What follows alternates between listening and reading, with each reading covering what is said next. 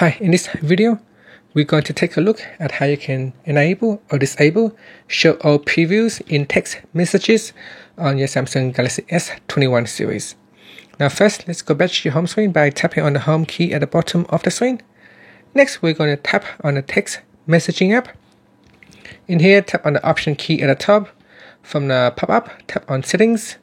In settings, you want to go down and tap on automatic previews.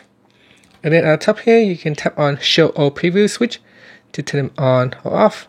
Now, if this is switch off, you can also turn on show only web link preview switch to turn it on or off as well.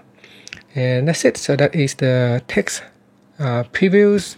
So if we go back to a text message right here, you can see when I receive a web link, in here it will automatically show me a preview of the website. And that's it. Finally, you can tap on the home key to go back to your home screen. Thank you for watching this video. Please subscribe to my channel for more videos.